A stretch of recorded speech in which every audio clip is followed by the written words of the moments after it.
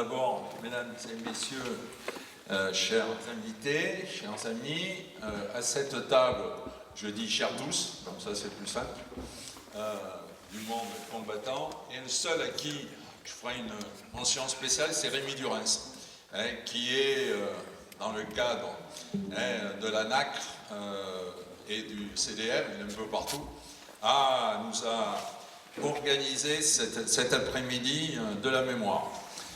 Donc, 2024, c'est le 80e anniversaire de la libération de notre pays. Donc, de nombreuses communes, villes, dans toute la France, ont commémoré cet instant qui était important et de se souvenir de tous ceux qui ont donné leur vie, qui sont battus pour que nous soyons libres aujourd'hui. Donc, les villes de Terrasson ont fait des expositions, Villac, Batfol, si je commence, je vais oublier certains. Dans beaucoup de communes de notre territoire, il y a eu des manifestations. Et la communauté de communes, qui regroupe 36 communes sur notre territoire, 2 cantons et 36 communes, a décidé avec vous, le monde de la résistance et de la mémoire, de faire une après-midi d'hommage aux résistants et de organiser, tout à l'heure, on ira au Lardin, où on présentera des plaques qui représentent 17 faits d'armes entre 1943 et 1944 de notre territoire. Alors on s'est borné à notre territoire, c'est Rémi Durens qui a écrit tous les textes, c'est un boulot considérable qu'il a fait, donc je le remercie grandement, sans lui on n'aurait pas pu faire ça. Et il a des vidéos qu'il a aussi fait, qu'on va voir aujourd'hui. Donc en début d'après-midi ici à Thonon, et je remercie Jean-Luc Blanchard de mettre à disposition cette salle polyvalente, qui d'ailleurs a été inaugurée par un grand résistant à l'époque, puisque j'étais jeune maire de Thonon quand j'ai participé à la construction de cette salle, et c'était Jacques Chaban-Delmas, qui était président de l'Assemblée nationale à l'époque, qui est venu l'inaugurer ici dans les années 84, je pense. Voilà, dans les années... Ouais, ça fait 40 ans aussi. C'était ici dans cette salle. Donc, alors, pour que les choses soient claires, donc ici, on commence. Rémi va nous exposer un certain nombre de faits qui ont eu lieu. Après, il faut qu'on soit parti à 16h45. Dernier délai, et on va au Lardin, où Francine Bourrat, maire du Lardin, avec Jacques Bouissou, qui a retracé, Guy Bouissou, qui a retracé l'histoire du Pierre Denoy, qui était le médecin du Lardin, qui a été un des premiers à créer un maquis. Voilà, donc elle va dévoiler une plaque à son nom. Après, on remontera à la salle des fêtes du Lardin à côté des écoles, quand on reprend sur la route qui remonte sur Hautefort, voilà, en haut du Lardin. Et là, on verra ces fameuses plaques qui sont au Lardin. Il y aura un genre de vernissage. Après, vous aurez droit, si vous êtes sage, à une petite pièce de théâtre. C'est la chanson de théâtre, c'est La France en chantant, qui est fait par un de nos collègues conseillers départementaux, Jacques de la Creuse, M. Bourguignon, qui a un superbe spectacle avec Jean-Pierre, on l'avait vu à Terrasson à l'occasion d'une animation aussi sur la résistance, et on avait été très très impressionnés par la qualité de ce spectacle qui honore la résistance. Donc il y aura ça, et après Francine Bourrat et la communauté de communes vous convieront à une espèce d'apéro dînatoire sur lequel vous êtes invités. Donc voilà, vous en avez pour toute l'après-midi autour de la mémoire et de la résistance et des commémorations. Voilà, moi je vais en rester là pour l'instant. Donc c'est Rémi Durens qui va officier. Je remercie aussi le directeur de la communauté de communes, Nicolas Arel, qui est là aussi, et qui est aux manettes pour passer les vidéos et qui a participé. Alors, dernier point, j'oublie toujours plein de choses, l'État, c'est rare que je dise bien de l'État. Non, il n'y a personne de représentant de l'État. Si, je dis du bien parce que des fois, ils nous donnent des subventions. Et dans ce cas précis, on a été agréé cette manifestation dans le cadre du 80e anniversaire et ils nous ont allégué la somme de 2000 €. Voilà. Donc, je remercie aussi l'État d'avoir honoré cette manifestation par cette subvention. Voilà, donc Rémi.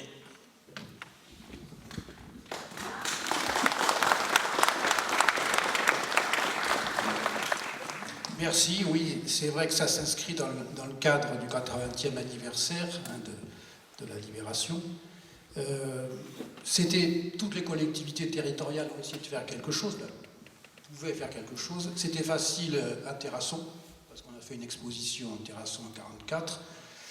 Mais pour la communauté de communes, 36 communes, c'est quand même, on va dire, beaucoup plus compliqué.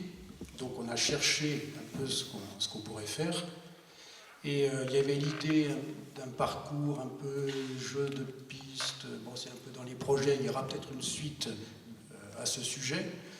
Mais comment effectivement retracer des événements qui se sont passés sur ce territoire qui est quand même assez vaste, et en sortant un peu de ce qu'on connaît déjà, des événements classiques qui ont eu lieu, et surtout des stèles.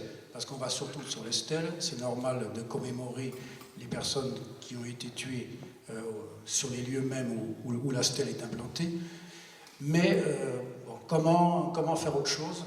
Et donc l'idée a germé de pas de couvrir de manière exhaustive bien sûr tout ce qui s'est passé sur le territoire, mais de trouver d'abord des thèmes différents qui ne se recoupent pas, parce que sinon on va se répéter presque indéfiniment, surtout à propos de la division Bremer en particulier. Alors des thèmes différents et des lieux différents. Voilà. Donc l'objectif, c'est à chaque fois de varier un peu dans le sujet et dans le lieu. Donc c'est ainsi qu'on a fini par dégager 18 thèmes dans presque 18 communes, parce qu'il y en a où il y a quand même plusieurs événements. Et ça aboutit donc à la constitution de panneaux. Alors les panneaux, ils sont exposés, on les verra. Et comment présenter ces panneaux, surtout qu'ils ne sont pas là, d'une manière un peu plus, on va dire, vécue, plus percutante, en essayant de se mettre dans l'ambiance de l'époque. Donc c'est ainsi que l'idée a été de réaliser pour chaque panneau un support vidéo qui explique, qui présente et qui fait un peu écho au texte qui a été écrit. Les panneaux, on les voit un peu derrière sur la diapositive.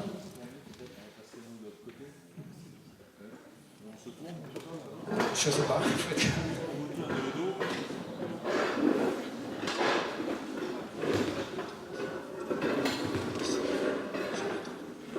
Donc on voit sur la carte le territoire de la communauté de communes et en encart jaune donc des thèmes différents. Je ne sais pas si vous arrivez à lire depuis votre place. Bon, il y a par exemple la milice, les justes, l'aura. Bon, si vous arrivez à lire, il n'y a pas de souci. Et donc ces vidéos qui durent à peu près 2-3 minutes à chaque fois, donc c'est assez bref. Elles font appel surtout à des documents d'époque, le plus possible, des documents réels, mais pour faire un lien et pour illustrer, j'en ai pris un peu ailleurs, qui sont aussi d'époque, ou des photos des lieux maintenant. Donc c'est une espèce de montage de différents éléments avec un discours narratif qui explique un peu ce que vous trouverez après au Lardin sur les différentes plaques. On n'a pas déterminé d'ordre pour commencer un peu l'investigation de ces événements sur le territoire. Peut-être par ordre chronologique d'une manière parfois un peu surprenante, parce qu'il y a des thèmes on a essayé, qui ne sont pas très connus, on va dire. Allez, le guet aérien, pour commencer, puisque c'est l'époque de Vichy. Oui, non? Oui. Allez, c'est parti. Et bien, bon, après la vidéo, on arrête, puis s'il y a des questions à poser, bien sûr, s'il y a des commentaires à faire, si d'autres personnes veulent intervenir, eh bien, c'est très volontiers, on est un peu comme ça dans le débat. Autour de cette table, donc il y a Jacques Ranouts, qui est vice-président à la mémoire au département, et qui, bien entendu, par la famille, il y a la sœur ici aussi, a touché de près les acteurs de cette époque. C'est vrai qu'il fait confiance pour intervenir. Allons-y.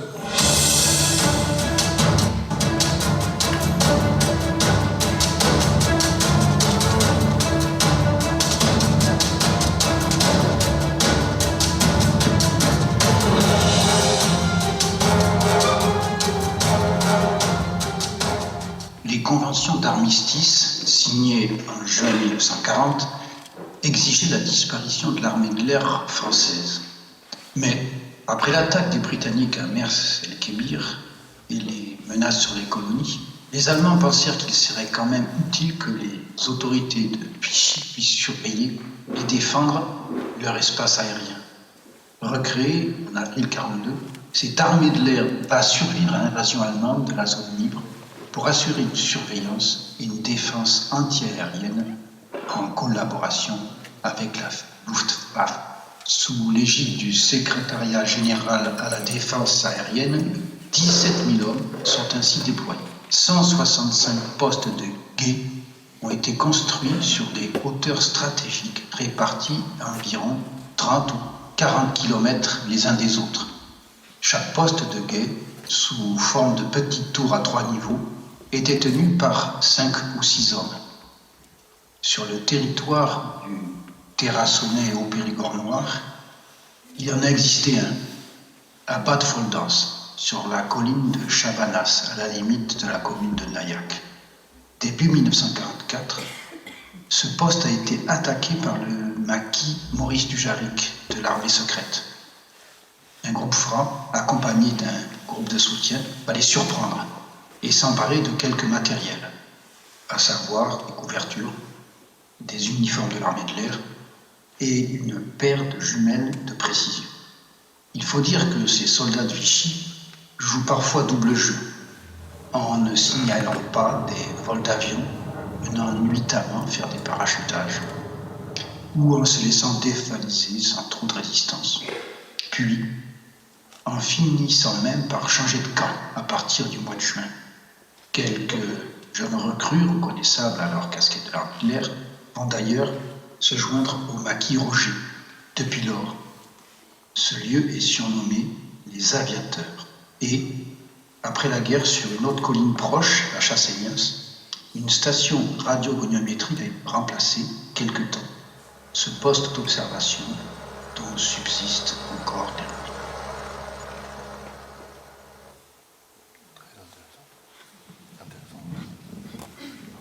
C'était un peu l'énigme des aviateurs, bon, ça m'a toujours un peu intrigué. Et puis le poste de surveillance existe toujours. Voilà, il y a un peu décati, on va dire, mais il existe.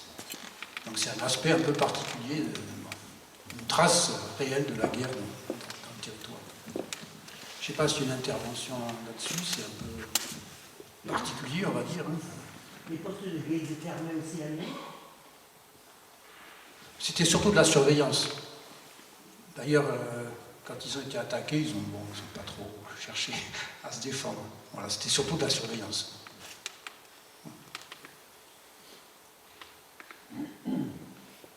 Bad-Fol a été assez touché cette année. Oui, il y a l'affaire du château de Bad-Fol avec le châtelain qui a été, une victime aussi notoire de la répression. Voilà. Bon, on va passer à un autre. C'est très intéressant parce que c'est vrai quand on passe, quand on voit le panneau les aviateurs, on peut imaginer plein de choses, le parachutage, Oui, mais le Yeti est resté comme ça. C'est resté les aviateurs. Peut-être les renseignements un terrasson avec des exemples féminins. Ça arrive dans la résistance, bien sûr.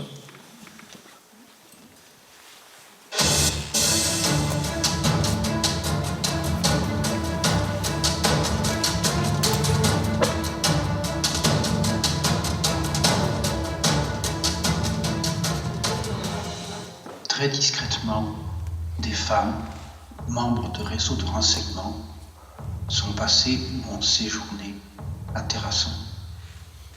C'est le cas de Marie-Madeleine Méric, née Fourcade. Elle est le bras droit du chef du réseau nommé Alliance et sa coordinatrice effective. Ce réseau, créé en 1941, s'étend sur toute la France, mais principalement dans le sud-ouest. Il est à l'origine assez proche de Vichy et démarqué de la résistance gaulliste, puis est amené à travailler au profit des services secrets britanniques, le MI6, pour leur fournir des renseignements sur la situation en France.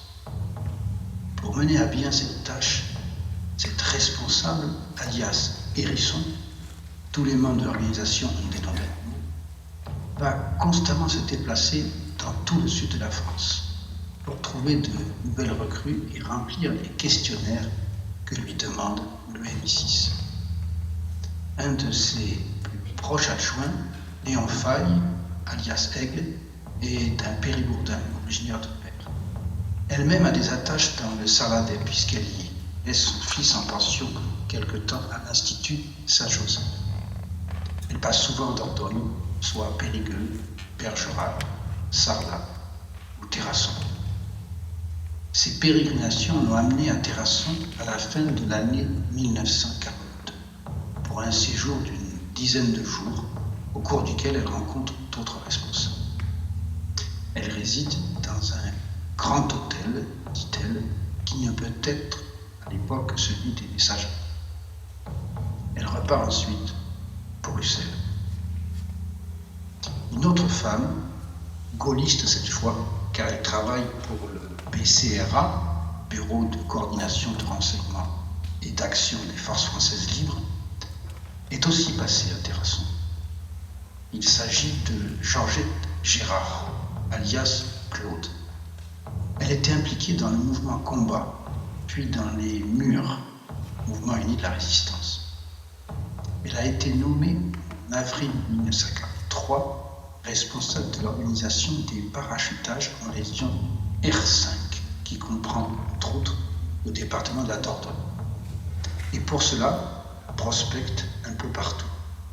C'est ainsi qu'elle est passée, elle aussi, dans de nombreux lieux, dont Terrasson, et a recruté des informateurs dans le secteur, comme Anna Pandard de Saint-Mémin, car elle est aussi en liaison avec le grand réseau de renseignement CND Castille et son sous-réseau d'exfiltration de fugitifs nommé Andalousie. Claude est malheureusement arrêté et emprisonné à Limoges en mai 1944, et ce jusqu'à la libération de la ville en août.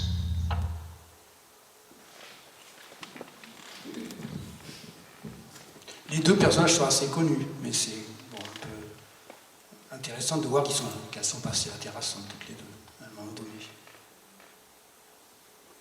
Pas souvent, plusieurs fois, quelques jours.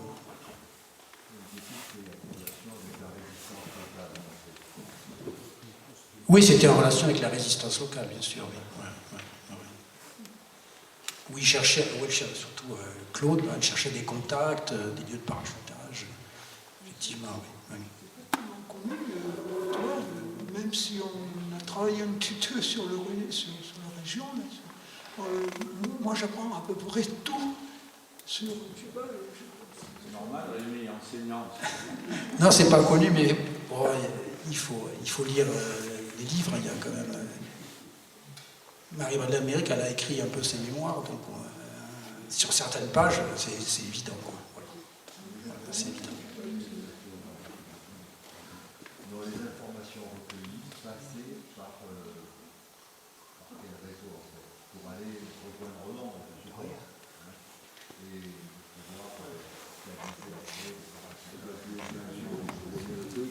pouvoir Oui, mais c'était un réseau très organisé. Tout le monde avait des noms d'animaux. Donc c'est ça, c'était un peu curieux, on va dire. Et il y a eu des opérateurs radio. Par exemple, on sait qu'il y a un opérateur radio pour le réseau Alliance qui a atterri dans la région de Dôme. Donc ils étaient en contact en radio avec le MI6. Et il y a eu un appareil radio qui s'est baladé entre la Dordogne et Toulouse plusieurs fois parce qu'au début ils n'avaient pas grand-chose, on est en 42. Oui. Il y avait le SOE aussi après. Ouais, ben le SO, c'est un peu autre chose, on va en parler après. Voilà, bien sûr, oui, il y a eu du SOE dans le terrassonnais aussi. Hein, ouais.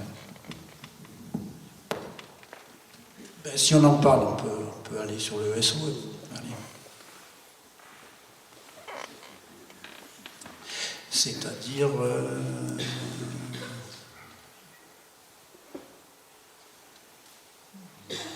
les parachutages, c'est ça.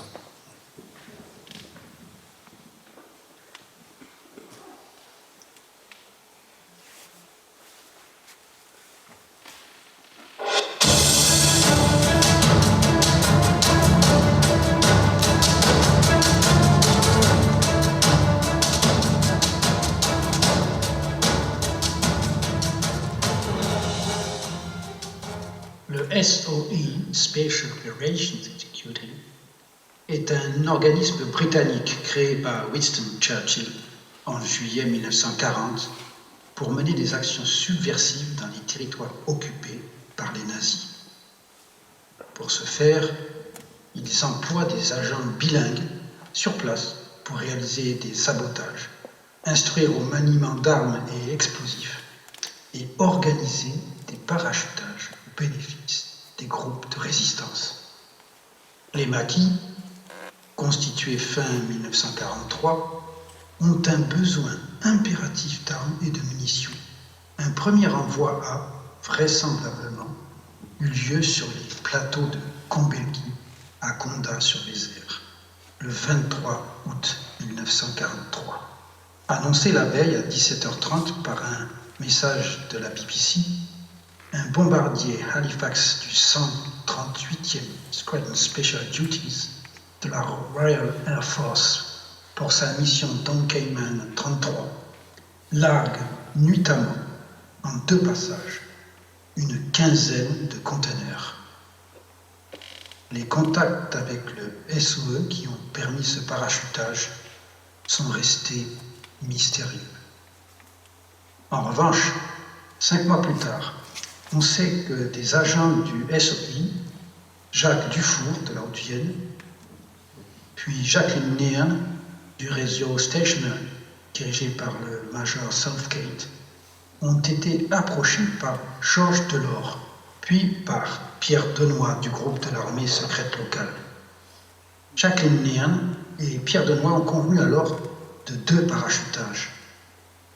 Ils sont annoncés à la BBC anglaise, écoutés clandestinement, pour la nuit du 17 au 18 février 1944, par les messages « La cravate est verte » et « La chaussette est trouvée ». Pour ces opérations, la colline du Peuch au Lardin et le plateau vers Tranche entre Condat et Terrasson ont été retenus. En fait, le jour J, le comité de réception Peuch n'est pas prêt et l'avion largue les conteneurs remplis d'armes et munitions uniquement sur l'autre terrain. Cette précieuse cargaison est rapidement ramassée et cachée. Peu après, Jacques Dufour ainsi qu'un autre agent parachuté, Georges Audouard, vont séjourner dans le secteur pendant quelques semaines pour servir d'instructeurs. Un autre parachutage, prévu pour le 30 mars à la Tallerie, n'a pas eu lieu à cause de l'incursion de la division Bremer. D'autres agents importants du SOE, chefs de réseau, sont passés également dans cette zone proche de la Corée. Harry Pelevé du réseau Hawthorne, puis, à partir de mai 1944, son successeur, Jacques Poirier, du réseau Tiger.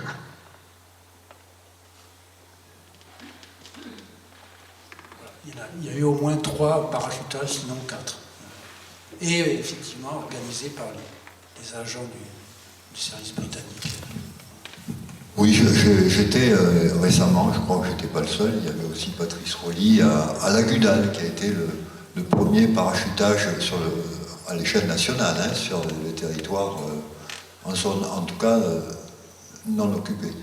Un des premiers. Un des premiers, alors. Avec du matériel et des hommes, voilà. C'est ça. Mais par contre, pour en revenir sur le SOE, la conviction, enfin la volonté de Churchill, j'ai cru comprendre, c'était il faut mettre le feu partout où l'ennemi se situe, quoi, hein. Donc c'était un encouragement au sabotage, etc., etc. Mais j'ai cru comprendre aussi qu'il n'avait pas une grande confiance à la résistance, et il a fallu toute l'énergie de Jean Moulin pour convaincre le général de Gaulle de mettre à la disposition de la résistance un certain nombre de moyens et en même temps de commencer un travail de réunification de la résistance. Oui. J'ouvre peut-être d'autres questions, hein, mais... Non, mais les agents britanniques ne pouvaient pas agir seuls, donc il fallait d'abord qu'ils trouvent des planques et qu'ils trouvent des hommes pour les instruire au maniement des armes, des mitraillettes Stern et autres. Donc forcément, ils devaient entrer en contact avec les résistances. Et ils n'étaient pas parachutés n'importe où. Ils savaient qu'il y avait déjà un contact sur le terrain, forcément. Mais c'est vrai que c'était plutôt au profit, quand les réseaux de résistance se sont organisés, c'était au profit de l'armée secrète. Très peu des FTP, sauf exception, comme en Dordogne. Voilà, parce qu'ils se méfiaient des FTP qui avaient une tendance communiste, on va dire. Oui, bien sûr. En tout cas, je sais que par la suite, il y a eu des accords pour partager un certain nombre de parachutages, et en 1944 notamment, et faire avancer aussi la résistance globalement. Oui, tout à fait. Vers la fin, les parachutages s'accélèrent à partir du mois d'avril, mai 1944, juillet, août surtout. Là, c'est massif et tout le monde en profite. Tout le monde en profite. Et moi, ce que je me plais à répéter, c'est ce que nous disait Lucien Cornille à chaque fois qu'on allait le voir dans son décès. Et il disait, ici, dans le Terrassonnais, il n'y a jamais eu d'opposition entre l'armée secrète et les FTP. On a collaboré, le mot est mal choisi, mais enfin, on a travaillé ensemble. Et on a vraiment, et puis ils ont fait ce fameux repas à tranche à Noël 43, hein, donc, où étaient réunis ton père, hein, Roger Hanoux, ses amis qui descendaient de Corrèze, le groupe FTP, le groupe Sampex, c'est ça. Et donc les légaux de Terrasson et les gens engagés aussi dans la résistance. Jean Roupi, Delors et Pierre Delors. Ils ont démarré printemps 43, hein. Enfin mars à peu près. Hein. Oui, le groupe Sampex à la fin de l'année 43. C'est ça. Mais dans le secteur. Ouais. Ils étaient déjà... Ils étaient déjà très actifs en Corrèze. Voilà. C'est vrai. Il y a une fiche d'ailleurs, il y a un tableau sur ce fameux repas. Voilà, mais j'ai pas pu faire une vidéo parce que... Ah oui, mais au Lardin... c'est très compliqué de... faire une vidéo de gens en mangeant. Une vidéo de chefs clandestins dans une maison en train de chanter. Voilà, mais c'est un repas qui restait dans les mémoires, c'est sûr. Hein, voilà. C'est une période très, très dure, hein, très douloureuse pour la résistance. En plus, oui. Mais c'est exceptionnel que tous ces chefs de réseaux variés se soient entendus à ce point. Le Terrassonnais est assez exceptionnel pour ça. Alors, je sais que il y a un bouquin qui a été écrit sur mes parents où cette question-là est évoquée et ce moment-là est évoqué. Oui. Assez détaillé, avec beaucoup de... Mais il y avait une franche camaraderie, une franche convivialité et un plaisir énorme de se retrouver et de partager aussi un certain nombre de choses. C'était risqué quand même, un truc. Très risqué, très émouvant. Ouais, et puis ça a été raconté par plusieurs personnes, donc c'est vraiment... Ça les a tous marqués et galvanisés, on peut dire aussi. Hein. Bon, on passe à... Qu'est-ce qu'on peut... Il y en a encore pas mal à voir. peut-être l'aura, c'est un peu particulier, puis ça commence assez tôt aussi.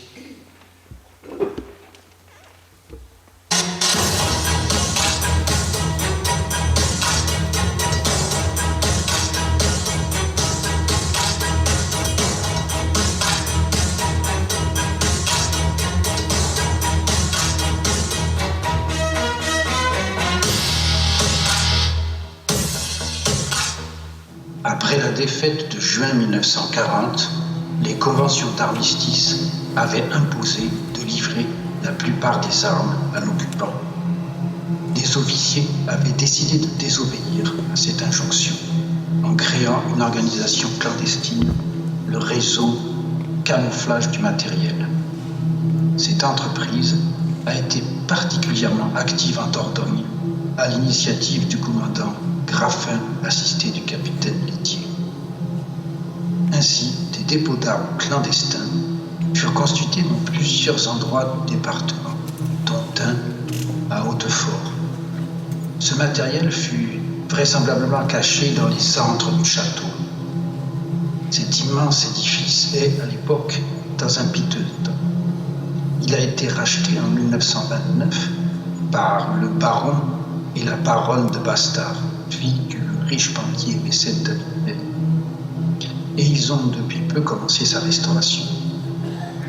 Il est utilisé aussi depuis 1939 par le service des Beaux-Arts qui y a entreposé des collections venant d'Alsace et aussi par les archives de Strasbourg.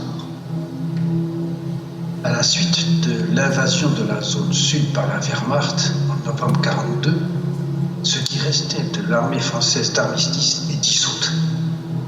Progressivement, courant 1943, des militaires déçus, inemployés, se tournent vers la résistance et fondent l'ORA, Organisation de la résistance de l'armée, qui soutient plutôt le général Giraud que de Gaulle.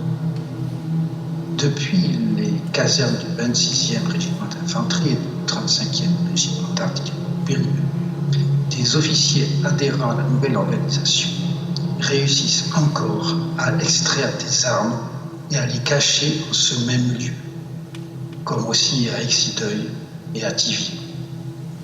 Un quart de ce matériel qui a échappé aux Allemands va servir à la libération au profit également de l'armée secrète et des forces françaises de l'intérieur.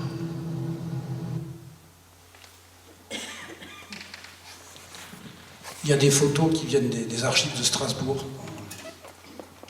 Elles ne sont pas connues, je pense, donc c'est très intéressant de les voir. Les archives de Strasbourg, les tableaux des musées de Strasbourg, même les vitraux de la cathédrale étaient au château d'Hautefort, bien cachés. Voilà. Elles ont été rendues, après la convention d'armistice, elles ont été rendues en 1940. Mais les armes sont restées cachées jusqu'en 1944. Voilà.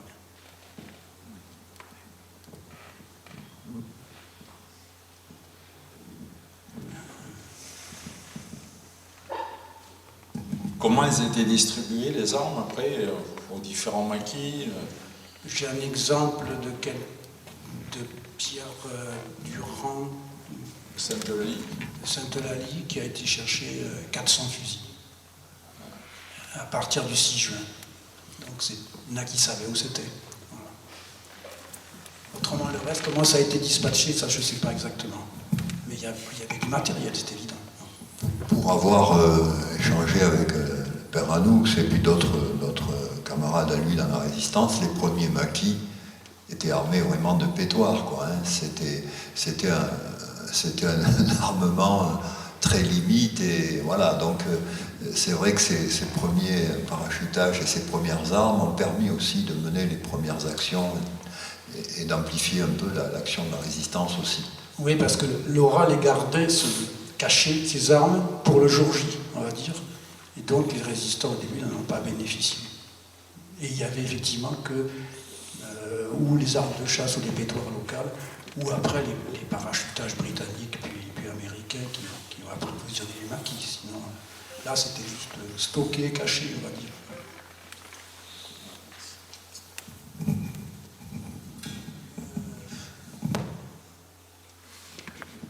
parlait de Pierre Durand, peut-être les recrues.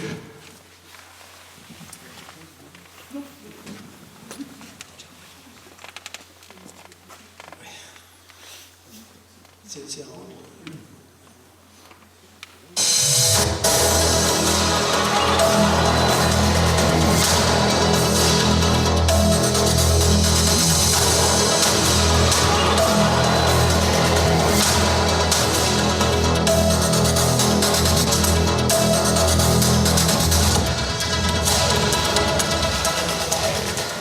un des facteurs propices au développement des maquis a été l'instauration par Pierre Laval, Premier ministre du maréchal Pétain et partisan de la collaboration avec l'Allemagne nazie, de la loi du 16 février 1943 sur le service du travail obligatoire, EST. Les jeunes gens nés entre 1921 et 1922 devaient partir travailler en Allemagne pour une durée de 2 ans. Ils recevaient une convocation officielle et s'ils n'y répondaient pas, ils étaient alors recherchés par les gendarmes qui devaient les y amener de force. C'est ainsi que les jeunes réfractaires refusant de partir devaient alors se cacher et vivre dans la clandestinité. Petit à petit, certains d'entre eux trouvaient des filières et des contacts pour rentrer dans les premiers maquis. Cela a été le cas un peu partout, à l'exemple de ce qui s'est passé à Sainte-Eulalie-Danse, grâce au résistant Pierre Durand. Extrêmement prudent, en relation avec plusieurs réseaux, il recevait ces jeunes par des moyens détournés. Tel est le cas d'Édouard Clulis, 20 ans, camarade de Martial Faucon, qui relate son histoire. Il avait fini par rencontrer Pierre Durand et ce dernier lui avait fait passer un véritable interrogatoire en patois. Les candidats au maquis, qui n'avaient pas encore reçu leur convocation imminente, étaient refusés. Les autres étaient aiguillés ou convoyés vers d'autres lieux dans les forêts. À l'inverse, par la suite, les familles des fugitifs en passe de devenir maquisards devaient aussi, en juste retour, recevoir de temps en temps des jeunes envoyés par Pierre Durand depuis Sainte-Eulalie-Danse pour être hébergés quelques jours dans une grange en attendant. Ainsi, à cet exemple, des maquis commençaient à grossir en effectif et à s'organiser.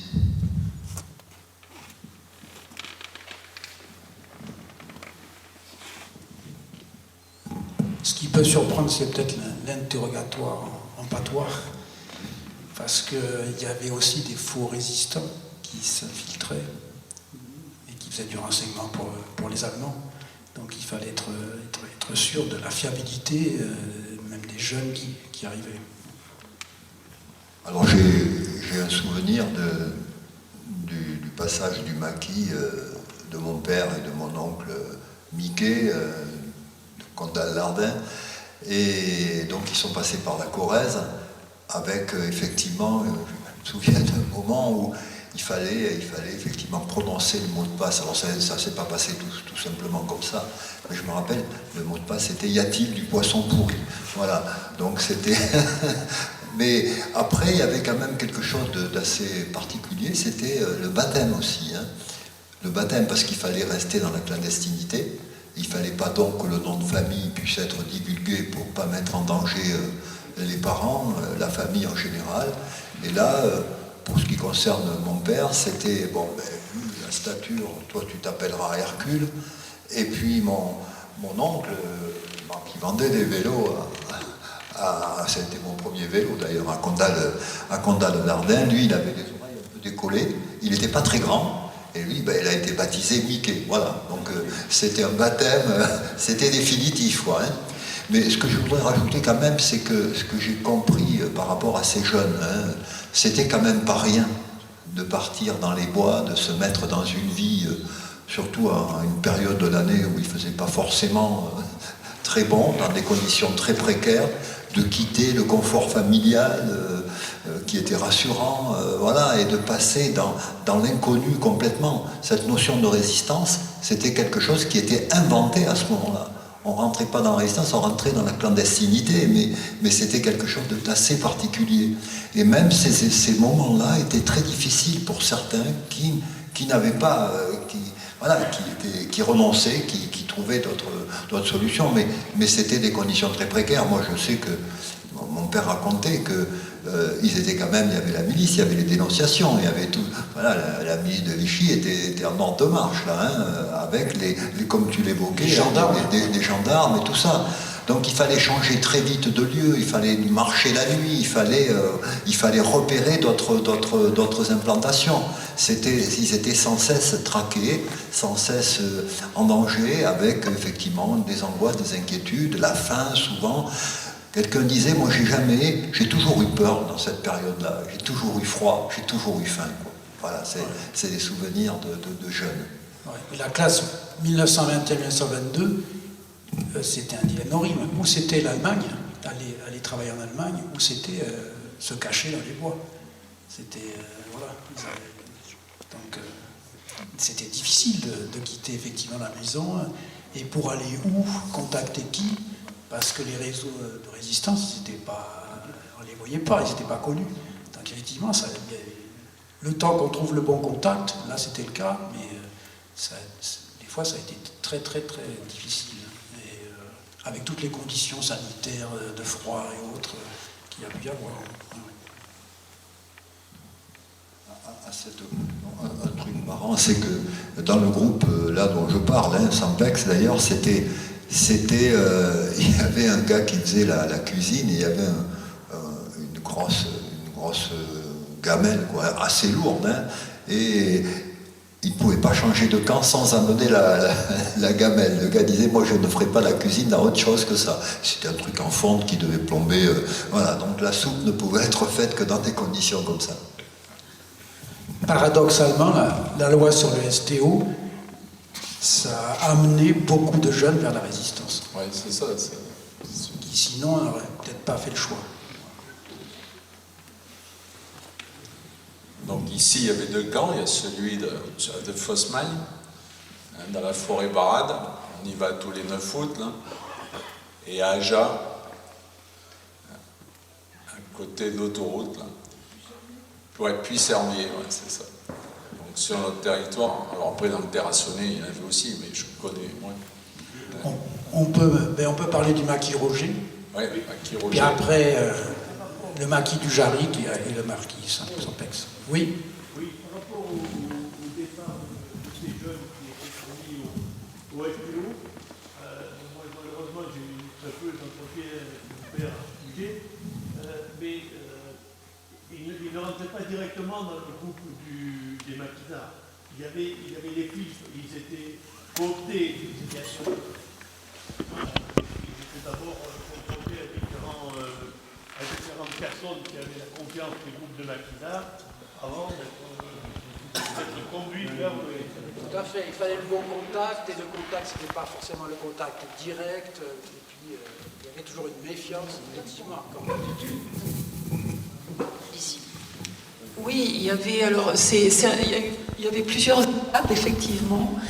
Il y avait à un moment donné les candidats au maquis passaient par des unités où ils restaient un certain temps, on appelait ça des statiques aussi, où ils étaient informés, formés avant de rentrer, proprement dit, dans des groupes de combattants.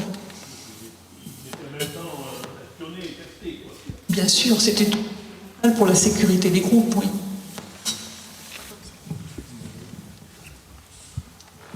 Le maquis Roger.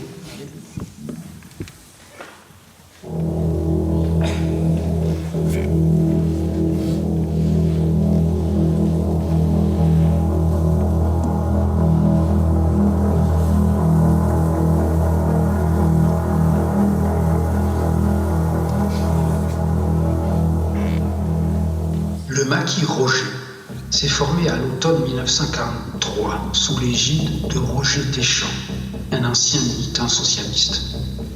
C'est en fait toute la famille Deschamps qui est, à Aja et Tenon, le noyau de ce groupe de résistants légaux à l'origine. Sa femme Lily, son père ancien gendarme, le reste de la famille, qui reçoivent dans leur boutique bon nombre de résistants ou sympathisants locaux. Ils ont le soutien actif du docteur André Daunois, maire de Grange-Dance et membre de l'armée secrète, comme son frère Aulardin. Au printemps 1944, le groupe accueille de plus en plus de jeunes réfractaires au STO. Ils sont initialement répartis pendant l'hiver dans diverses fermes et hameaux. Au mois d'avril, ils se structurent et se militarisent grâce à l'action de Roger Richard, un ancien sous-officier, et membre au départ de l'organisation de la résistance de l'armée. C'est ainsi que, grâce au prénom commun des deux responsables, le maquis est surnommé Roger. Il s'installe en pleine forêt barade, non loin de la ferme de Grandval, utile pour le ravitaillement. Le campement est constitué, en plein bois, de plusieurs grandes bâches servant de tentes, sous lesquelles les maquisards dorment, tout habillés, à même le sol. Le matériel provient de l'Ora et d'un parachutage à terrasson. Un autre parachutage, qui a lieu aussi près de Grandval, permet d'obtenir des armes anglaises et des explosifs. Un instructeur du SOE britannique, Peter Lake, alias Jean-Pierre, est même venu pendant une semaine, fin avril, pour servir d'instructeur. Fort de ces 3 compagnies entraînées, le maquis Roger peut opérer de nombreux sabotages et coups de main au cours du mois de mai. Le 6 juin, il prend le contrôle de Tenon et organise le recrutement.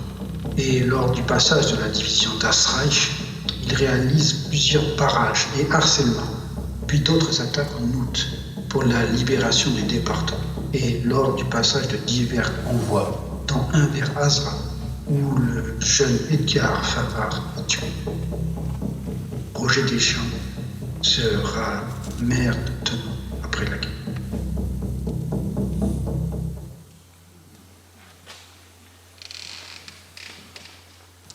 Il y a le mot les légaux, c'est-à-dire des personnes qui continuaient à vivre normalement, qui étaient dans la résistance, mais qui n'étaient pas dans les maquis. Voilà. Non, je voudrais simplement dire que là, on rentre dans vraiment la résistance, hein, donc le STO, voilà, les rangs de la résistance grandissent, mais en même temps se poser la problématique du ravitaillement, des déplacements, des campements, et donc ce qui a mis en exergue un peu, c'est le soutien de la population, quoi. Le soutien de la population paysanne, ce soutien sans lequel la résistance, ça c'est quelque chose qui revenait souvent dans la bouche des anciens résistants, sans lesquels la résistance n'aurait pas pu exister. Et c'était un soutien très large et parfois étonnant. Moi je vois du côté de ma mère, qui était sur Pierrefiche à côté de Thiviers, elle accompagnait, elle participait à l'approvisionnement des résistants, elle servait aussi un petit peu d'agent de liaison pour aider les groupes aussi à se constituer. Mais ce qu'il y avait, c'est que dans les villages, il y avait quand même si on n'était pas de la même opinion politique, même si on n'était pas, il y avait quand même un silence qui était maintenu, quoi. Il y avait un silence qui était maintenu, il y avait une complicité. Ma mère me racontait que, par exemple, les lettres de dénonciation, parce qu'il y avait aussi ça, il y avait la collaboration, c'était souvent le facteur qui faisait le tri au moment de la distribution, quoi. Voilà. Donc c'était tout un réseau autour de la résistance, de solidarité, où les femmes jouaient un rôle aussi très important. Oui, solidarité paysanne, on va dire. Hein, voilà. La femme de Roger Deschamps, Lily, était une résistante aussi ici, hein, qui a participé. Oui, légale. Enfin, ouais. Et donc, à propos des gens qui nourrissaient, il y a une plaque sur Chavagnac, le boulanger, qui a eu un sort un peu... je ne sais pas si... mais on va en parler. Il y a les boulangers à Chavagnac, justement. Ouais, donc on peut y aller, c'est l'occasion.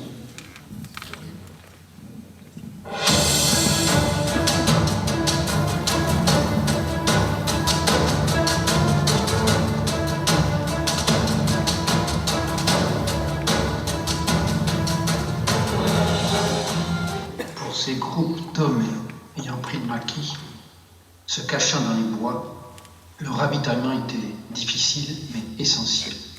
Sans l'appui de la population rurale alentour, il n'aurait pas pu s'alimenter et survivre. À part des réquisitions d'office auprès de ceux qui se livraient au marché noir, l'aide en victuailles leur était apportée était le plus souvent volontaire. L'aliment indispensable à tout repas et le plus facile à obtenir et à consommer était le pain. Ainsi, bon nombre de boulangers de la région étaient complices avec les maquisards, comme l'Émérégie à Thonon ou aucun village, sinon résistants actifs eux-mêmes. Le plus dramatique est le cas de Firmin Coulier, boulanger à Chavagnac, âgé de 39 ans à l'époque, père de 5 enfants. Il était en contact avec les groupes de résistants et maquisards locaux appartenant à l'armée secrète ou aux francs-tireurs partisans. Il amenait lui-même les tours de pain et avait participé à plusieurs opérations de convoyage, dont la réception d'un parachutage avec le groupe AS de Georges Delors. Malheureusement, sans doute sur dénonciation, lors du passage de la division Bremer, il est arrêté dans sa boulangerie, amené derrière sa maison et aussitôt fusillé. Il est ensuite mis dans son four. Certains disent encore vivant. Sa maison et son magasin sont par là même incendiés. Le boulanger de Chavagnac n'est pas un cas isolé. Plusieurs autres, entre le 27 mars et le 1er avril 1944, sont massacrés au prétexte d'aide au maquis. Georges Lannoy doit être également cité. Il est arrêté dans sa boulangerie à Colly, torturé, puis amené dans un lieu isolé pour être fusillé. Ça illustrait le problème de l'approvisionnement et les risques qui étaient pris à cause de ça.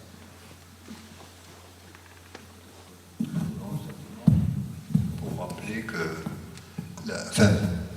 pour dire que la Dordogne a quand même payé un lourd tribut à la résistance, c'est-à-dire qu'il y a eu effectivement des résistants morts au combat, et Bernard Reverriego a fait un travail là-dessus, mais il y a eu aussi tous ceux qui autour ont été exécutés, la Bremer, la Dessreich, la 11e division, et dans ces inventaires à peu près, qui sont sans doute pas encore terminés, Bernard Reverriego précise qu'il y a eu en Dordogne, sur le sol périgondin, 1200 personnes qui ont été exécutées. Alors on ne parle pas des déportés, on ne parle pas du reste.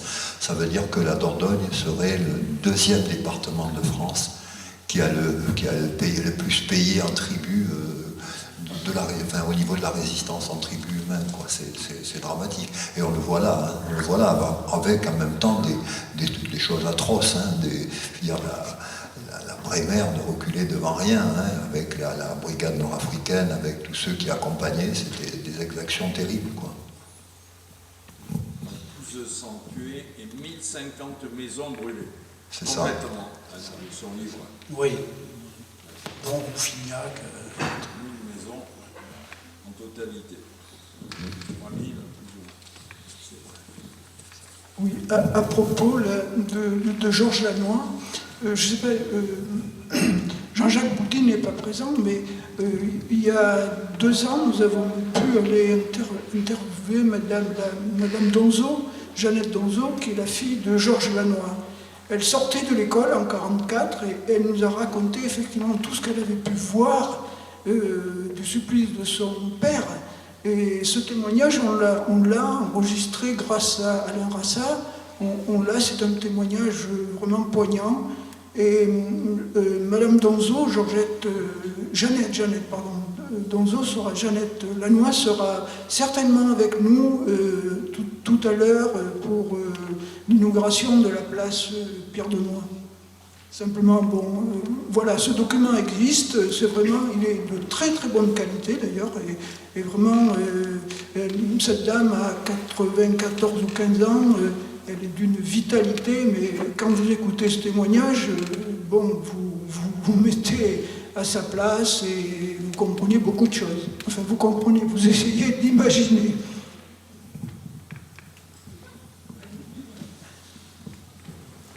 Oui, on peut continuer sur les groupes. Sur Chavagnac, par rapport à ce que vous avez dit, en peut dire une chose qui est certaine maintenant, c'est que c'est bien cette dénonciation que le boulanger a été tué, et il semblerait, c'est même confirmé, qu'à la libération, celui qui l'avait dénoncé a été arrêté par le maquis et a été fusillé. Ça, c'est clair. Mais par contre, ce qui est beaucoup plus grave, et là, quand il l'abordé, c'est l'aborder juste, c'est qu'avec lui, il y en avait un deuxième, qu'on ne sait pas exactement son comportement, mais qui est sûr qu'il a triché, qui s'appelle Boutier. Et ce monsieur Boutier, il a eu la médaille des justes, alors que le nom qu'il a donné des Juifs, qui a soi-disant protégé le 1er avril 1944 à la Polonie, puisque c'était en même temps qu'il y avait au château de Chavagnac, qu'ils ont fait Vosrodon. Et là, on en a des preuves historiques, puisqu'il y a eu un procès qui a été fait pour Vosrodon, qui a été tué par les Allemands le 1er avril 1944, et il y a des archives à Périgueux qu'on peut retrouver. Le nom qu'il a donné des Juifs, qu'il a sauvé pour la médaille des Justes, est faux. Et j'ai une confirmation par les descendants de Guéden, qui était le général Guéden de l'AS de Brive, cet été encore pour la libération de Brive, puisque j'ai posé la question aux petits enfants, et ils m'ont confirmé le nom qu'il a donné de Leitner, Marie-Rose et de Bernard Leitner, Boutier pour avoir les justes, était le nom de la famille que Guéden avait accueilli, qui était échappé d'Allemagne, de camp apparemment, en passant par la Belgique, pendant la guerre chez eux à Brive. Ça, on peut le confirmer, et publiquement, vous pouvez bien dire qu'il y a des justes qui ont la médaille et qui ont triché pour la tournée. Ça s'est passé à Chavagnac. C'est autre chose, mais c'est vrai que les Allemands étaient très informés, ils ne tapaient pas au hasard. Donc, ils avaient des renseignements. Il y a l'informateur, celui-là, Ils avaient des renseignements. il a été tué à la libération. C'est sûr. Oui. On ne met pas son nom, on ne regarde personne, mais effectivement, ça m'a été confirmé par des gens qui étaient. Et Mme Gonzo, pour vous dire, elle l'a confirmé aux obsèques de Mme Lacroix, elle a confirmé exactement ce que vous m'avez dit par rapport à l'arrestation de son père et les conditions tragiques dans lesquelles il a été exécuté. Attends, je te remets le son. Une petite anecdote pour éclairer l'histoire des dénonciations, puisqu'on en parle, mais je parle là encore des souvenirs familiaux de mon père, mais de cette période-là, pardon. Il nous racontait, il a raconté plusieurs fois d'ailleurs, que implanté dans un maquis, etc., ils avaient quand même des relations autour, hein, pour effectivement les tenir informés de ce qui se passait, et le gars qui tenait le bistrot est venu les voir, il a dit voilà, ça fait quelques jours que je vois un gars qui circule, voilà, qui interroge, etc. Et ils sont partis à deux, ils l'ont arrêté, ils l'ont fouillé, puis ils ont discuté, puis à un moment donné, mon père a trouvé dans la poche un petit carnet où il y avait des points cardinaux qui entouraient les lieux où était le maquis. Voilà. Alors autant dire que ce gars-là, il a fait comme celui dont vous parliez tout à l'heure, il n'a pas survécu longtemps, il ne faut pas faire de prisonnier de toute façon. Hein.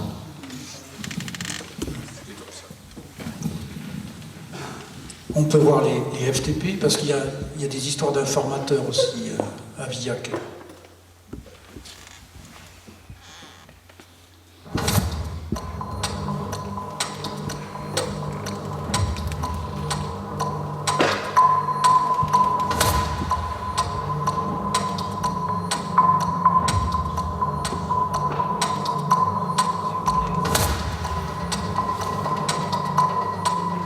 La commune de Villac a présenté, selon les dires des résistants eux-mêmes, des conditions presque idéales pour l'implantation d'un maquis.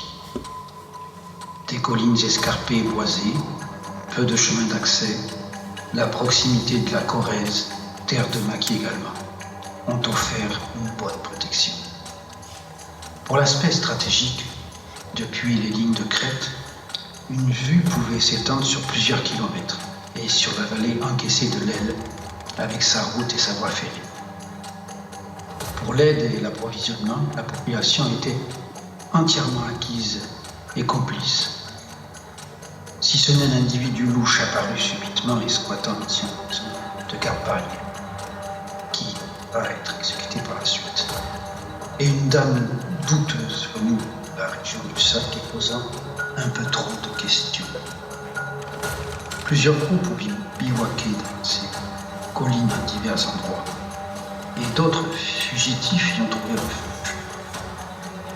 Le groupe le plus important s'est installé sur la colline de Brujaille, et celui baptisé Lucien Sampex, du nom d'un journaliste communiste fusillé par les Allemands en 1941.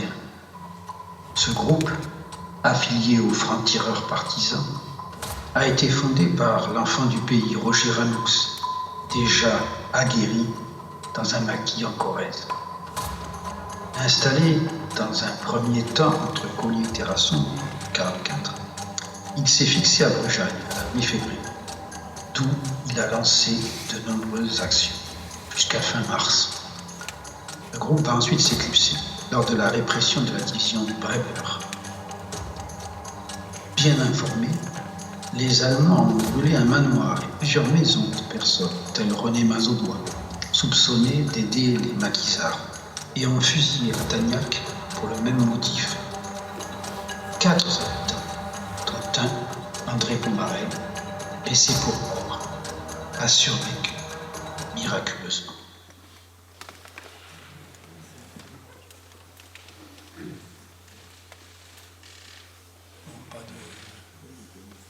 Rien à redire sur le maquis Sampex.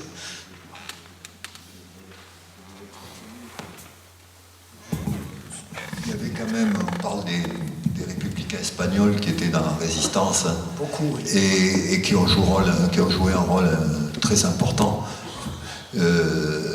notamment au niveau de l'instruction. Il y avait une école militaire, voilà, à Fond-Lac, voilà. Cette école qui, voilà, on l'appelait Pistoulette, je crois, c'est ça. Pistolet. Qui se baladait avec toujours, c'était un sacré personnage.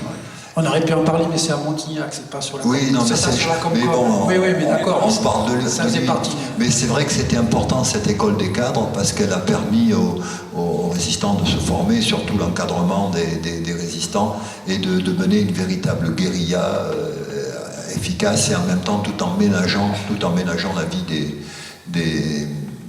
des maquisards, quoi. Ouais. Puis les républicains espagnols, ils savaient se battre depuis 1936. Depuis 1936, oui. Après, c'est vrai. Mais c'est vrai que la Dordogne, comme en France, ça a été une terre d'accueil, alors des Alsaciens notamment, des Lorrains, et aussi des Italiens, des républicains espagnols, voilà. Et beaucoup se sont engagés dans la résistance quand même. On nourrit parce qu'ils étaient aussi les premiers souvent persécutés, hein. Il y avait les fameux groupes Moy aussi, hein, pour la main-d'œuvre immigrée, hein, et qui a fait parler d'elle aussi en Dordogne, avec des personnes comme Ralph Enkler et d'autres.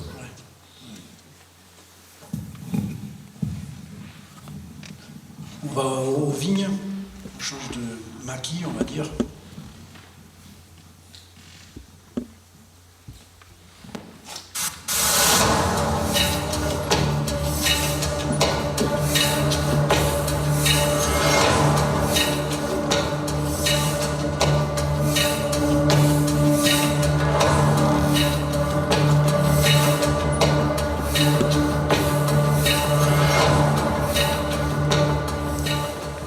Fondé fin 1943 par le docteur Pierre Daunois, le maquis de l'armée secrète Maurice Dujaric, du nom d'un ancien maire de Bourgade de Terrasson, s'installe dans les hameaux et bois du Terrasson, changeant souvent d'emplacement pour ne pas être repéré. Initialement basé au Gratcha, il se déplace ensuite à Cublac, puis Villac, revenant parfois à Beauregard. Le 19 février 1944, fin maquisard, dont l'outil Delors s'installe à la Cassagne sur les hauteurs des Vignes, un lieu stratégique dominant les vallées du Coulis et de la Chirouille. Clément Debay leur prête une grange. Ils reçoivent de l'armement via un parachutage. Ils sont instruits par un agent du SOE britannique, tandis que 3 nouvelles recrues, dont Jorge, un ancien républicain espagnol, rejoignent le groupe. Depuis les Vignes, ils multiplient les opérations de sabotage et de réquisition. Le 15 mars 1944, ils capturent une voiture avec un espion allemand, Keller, et son chauffeur. Keller est exécuté et le chauffeur libéré. Le lendemain, un groupe de résistants FTP amène 4 autres prisonniers, un milicien et l'épouse de Victor Daunois, le chef de la milice, avec 2 de ses jardiniers. Les jardiniers sont relâchés et Madame Daunois est transportée ailleurs, tandis que le milicier est fusillé. Suite à ces événements et sur demande de Debay, craignant des représailles, le groupe quitte les villes pour s'installer à Nadayac. Le 1er avril 1944, les Allemands, renseignés par l'ancien chauffeur Keller, encerclent les villes, brûlent la maison de Debay et l'exécutent. Le 30 mars 1944, le groupe Dujarric est encore attaqué à Nadayac. La maison est brûlée et les propriétaires exécutés. Les maquisards se dispersent, mettant fin à leur histoire en tant que groupe.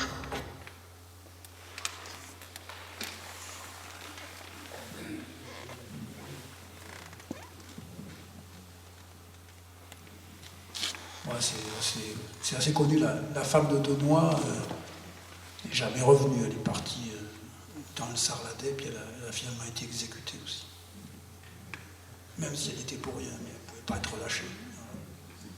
Il y a 2 mois, il y a la justice sur 2 mois et 2 mois. Daunois était le chef de la milice et le docteur Daunois était le chef du groupe AS Dujarric. Oui, il ne faut absolument pas confondre. Désolé. Pierre Daunois. Daunois, oui, la plaque qu'on va inaugurer tout à l'heure.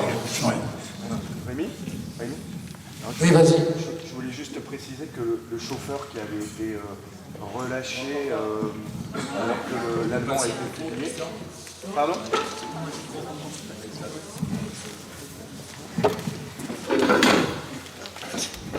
Oui, donc je voulais juste préciser que le chauffeur qui avait été relâché alors que le responsable allemand a été fusillé s'appelait Jacques Vigouroux et en fait il était chauffeur ce jour-là, mais il était également agent indicateur de la Gestapo. Voilà, donc bon, après de toute façon, voilà. Ouais, donc c'est pas étonnant qu'il ait dénoncé, Bien sûr. et indiqué le lieu où il avait été. Ouais, il avait eu la vie sauve, mais il n'aurait pas dû l'avoir, vraisemblablement. Voilà, tout à fait. Ouais. Voilà, c'est comme ça.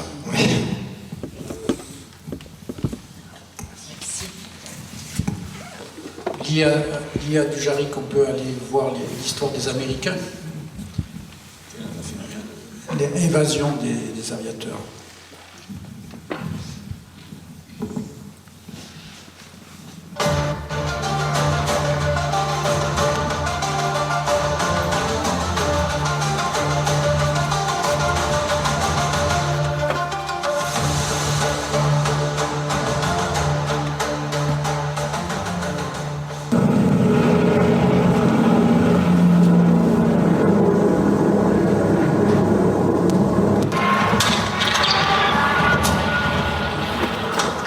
Lors d'opérations aériennes alliées en France occupée, des avions britanniques ou américains sont abattus par la DCA allemande. Les équipages survivants cherchent alors à échapper à la capture et à rejoindre l'Angleterre via la Suisse ou l'Espagne. Le SOE, Special Operations Executive de Londres, par l'intermédiaire des agents de sa section F France, a spécialement organisé une sous-section DF destinée à mettre en place une dizaine de filières de recueil et d'évasion. En janvier 1944, Jacqueline Nian, agent du SOE en Vienne, a demandé aux résistants du maquis AS Dujarric d'héberger des aviateurs américains de bombardiers abattus en Charente, afin de les exfiltrer plus tard vers Toulouse et l'Espagne. Il y a 2 membres d'équipage du P-17 Iron Ass, le lieutenant californien Harold Freeman et le sergent texan Levi Collins, et 6 du P-17 Pacific Dream, le bombardier Reuben Fear, le radio Charles Hoyce, avec les mitrailleurs Stanley Timek, John McLaughlin, Alvin Sanderson et Kenneth Carson. Le 6 février, Les 8 aviateurs sont d'abord répartis dans des maisons de la commune, puis regroupés dans une maison isolée au lieu-dit la Renofie en raison de leurs imprudences.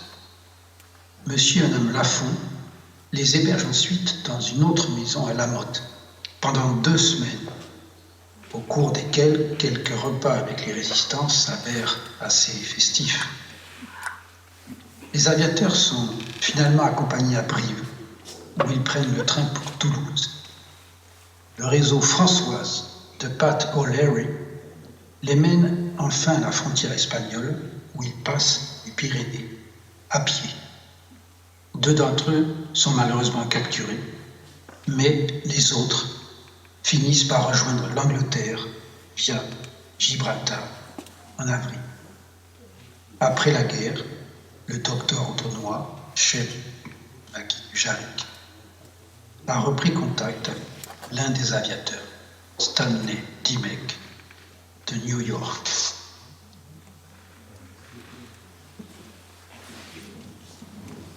Il y a plusieurs commentaires intéressants sur cette vidéo. On voit Jacqueline Nierne. Bon, on a une chance, si l'on peut dire. Après la guerre en 1946, les Britanniques ont tourné un film, Now We Can Say, maintenant on peut le dire, où ils ont expliqué comment ils faisaient pour le SOE, pour les parachutages, les agents secrets, etc. Et ils ont pris comme acteurs des vrais agents du SOE, dont Jacqueline Nierne, celle qui était passée à Terrasson. Donc on la voit en image là, mais c'est vraiment elle. Voilà. Donc c'était inespéré de pouvoir illustrer la vidéo avec ses vraies images, on va dire. On voit aussi un avion B-17 avec des petits points noirs qui passent. C'est les pilotes qui sautent, enfin, c'est l'équipage qui saute parce que l'avion est en perdition. Voilà. Il y a aussi une stèle, parce que l'avion en question qui s'est crashé, il y a une stèle en Charente qui localise l'endroit. C'est de cet avion-là. Ce qui est exceptionnel aussi, c'est qu'on arrive à retrouver des images de pilotes, d'avions avec les archives britanniques ou américaines. Ça, c'est intéressant aussi. Et l'histoire du couteau, c'est aussi assez mémorable, puisqu'il y a un Américain qui avait s'amusé à lancer un couteau dans une porte, et puis il avait transpercé d'ailleurs le manteau de l'ex-femme de Mme Donois. Voilà. Le docteur Donois. Voilà, donc c'est pour ça qu'il y a une image de couteau.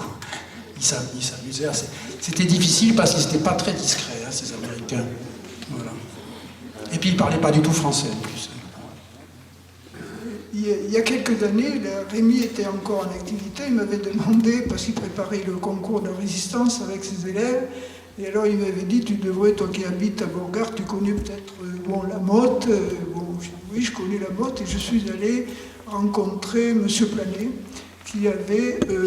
dont les parents avaient accueilli ces aviateurs dans une maison qu'ils m'ont montrée. On la voit, la maison dans le petit film là, qui est projeté.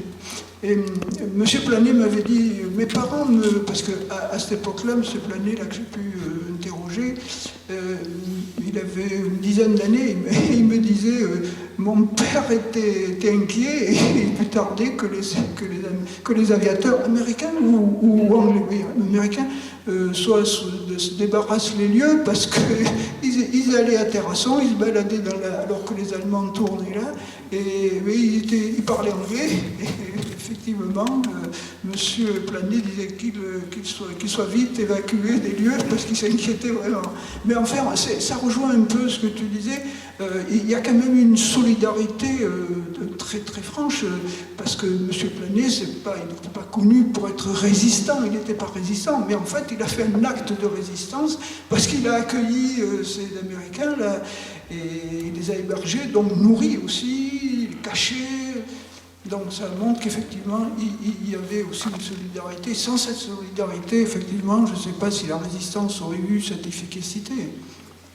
Je voudrais dire un mot, peut-être. Vas-y. Je reprends un micro, peut-être pour qu'on...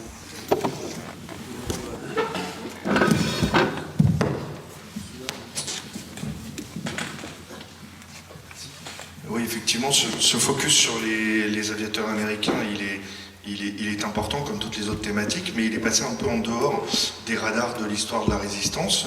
Et c'est vrai que les pertes des équipages américains étaient d'environ 50%, donc absolument gigantesques. Et il fallait donc pour les Alliés récupérer le plus rapidement possible leurs aviateurs. Ça coûtait plusieurs dizaines de milliers de dollars à former et du temps. Et on soulignera effectivement, là où on a parlé du réseau Françoise, le réseau Françoise était, avec le réseau Comet, le réseau d'évasion d'aviateurs le plus important en France. Et il s'avère que le réseau Françoise était très très représenté en Dordogne, essentiellement, enfin beaucoup à Périgueux, avec les frères Couturoux, mais j'en oublie bien d'autres, à souligner le rôle important des femmes dans l'exfiltration des aviateurs. J'ai identifié plusieurs exemples dans mon secteur de Mussidan. On a une certaine Yvette qui est officiellement coiffeuse à Périgueux et qui en fait passe le plus clair de son temps à convoyer des aviateurs depuis la Dordogne jusqu'à Toulouse, où les aviateurs sont pris en charge par Marie-Louise Dissart, qui a quasiment 70 ans, je crois, à l'époque, une bonne soixantaine d'années. Elle et son réseau ont fait passer plus de environ 800 aviateurs américains, essentiellement en Espagne, donc c'est un rôle absolument considérable. Et à souligner également que le numéro 2 du réseau, donc l'adjoint direct de Marie-Louise Dissart, alias Françoise, vivait pas très loin de chez moi, à côté de Mussidan, à Lunas, tout proche de Bergerac également. Et donc lui, il a accueilli un nombre absolument considérable d'aviateurs. C'est lui qui s'occupait également des papiers. On lui amenait des aviateurs depuis ce secteur également. Et donc il était connu sous le nom de Philippe dans la Résistance. Et donc effectivement, c'est une forme de résistance à part entière, tous ces hommes et ces femmes qui s'occupent de l'accueil. Voilà, donc c'est ce que les Américains appellent des helpers, c'est-à-dire des aidants qui ont reçu un diplôme individuel. Et j'ai même connu des helpers qui ont vécu en Dordogne et qui ont été remerciés par les États-Unis à l'âge de 11 ans, 12 ans et 10 ans. Bon, ça c'est absolument exceptionnel. C'était toute une famille, la famille Lamy, qui habitait à Périgueux. Et M. Lamy l'a payé de travailler au secrétariat de la police de Périgueux.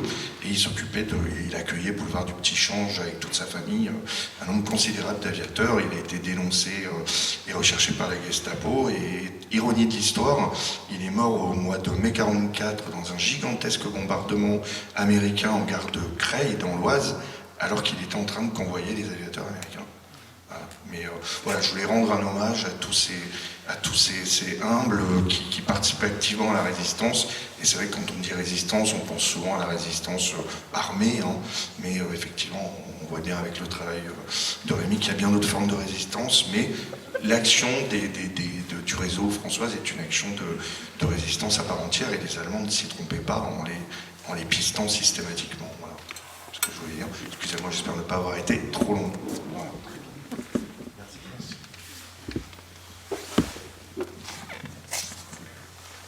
Il en reste quelques-unes à voir. Rien étant, ça va. Les sabotages d'usines, de trains, c'est une thématique.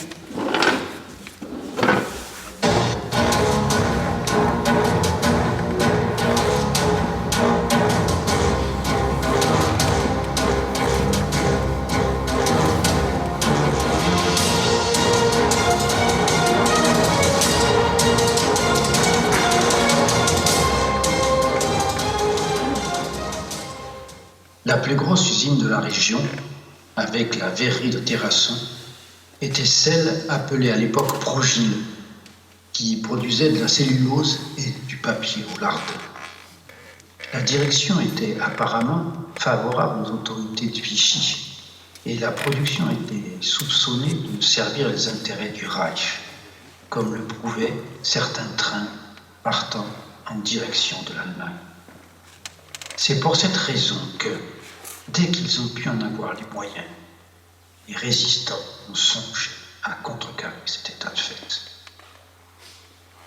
La nuit de la Saint-Sylvestre du 31 décembre 1943, alors que personne ne s'attendait à une telle opération, des éléments du groupe mené par Roger Ranoux, alias Hercule, se sont introduits dans l'usine grâce à quelques Legos travaillants.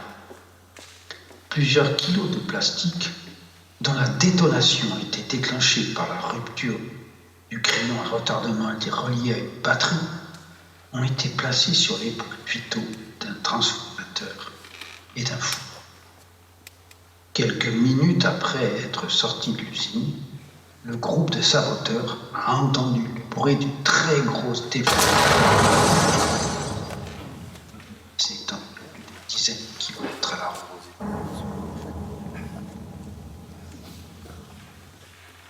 La nuit même, Marcel Sellery, un résistant pompier bénévole, venu éteindre l'incendie, a pu constater et confirmer les dégâts.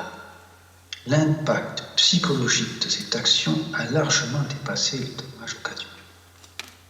Et l'usine a mis plusieurs semaines pour se remettre de ce sabotage. Plus tard, le 2 février 1944, un autre groupe FTP, Signac, a lui aussi réussi une opération de sabotage dans l'usine et dérobé des bottes et des draps pour servir à confection et bleus de travail.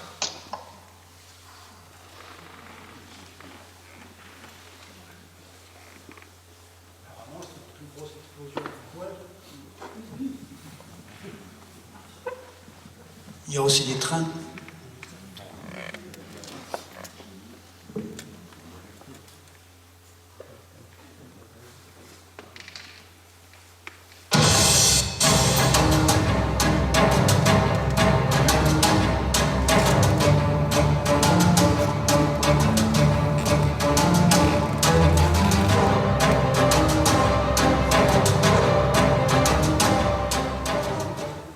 Le territoire de la communauté de communes terrassonnais au Périgord noir était traversé par plusieurs voies ferrées. Si celle reliant Terrasson vers le nord était déjà désaffectée et celle venant de Montignac en passe de l'être, l'axe Brive-Périgueux passant par Terrasson, Le Lardin, La Bachelerie, Tenon et Agen restait fondamental. Les Allemands le contrôlaient depuis fin 1942 et y faisaient circuler des trains blindés et des convois de ravitaillement.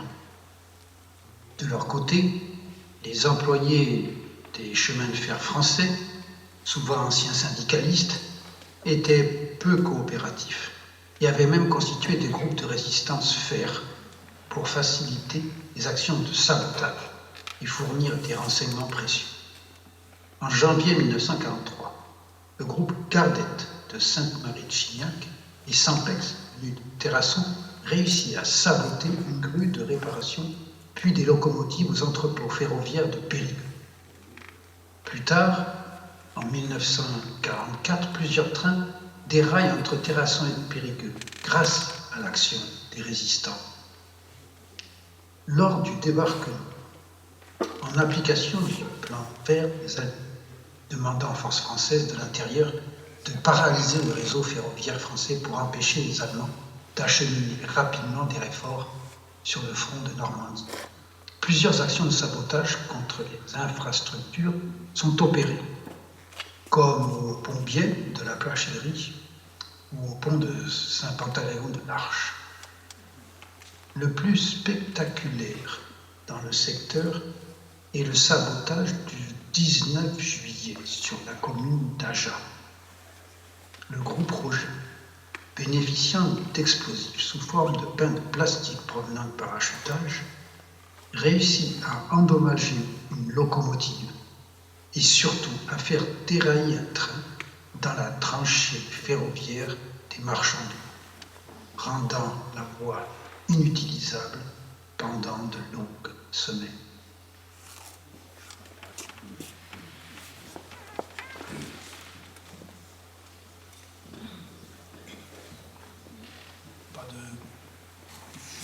Là-dessus. C'est vrai qu'il y a eu pas mal de trains qui ont déraillé sur cet axe. «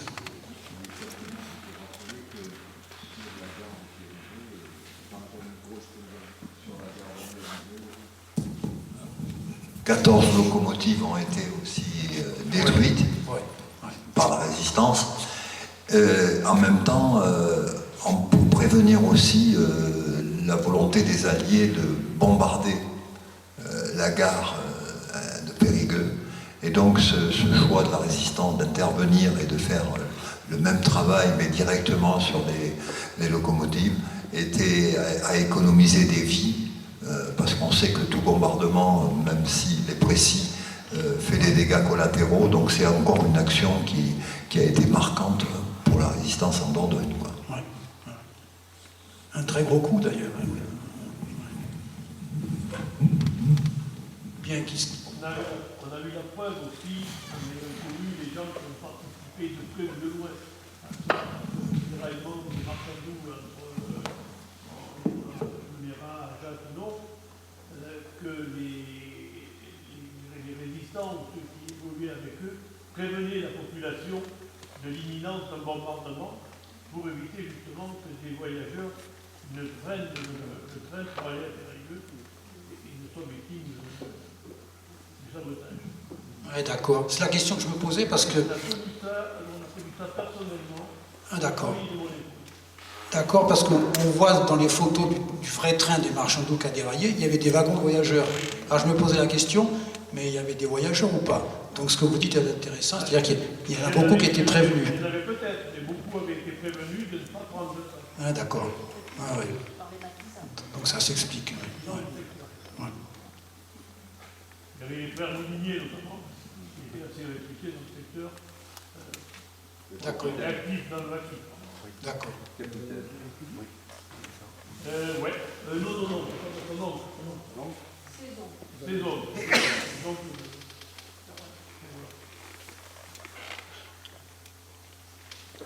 On va du côté des GMR. Là, c'est pas des sabotages, là, c'est du combat. Là.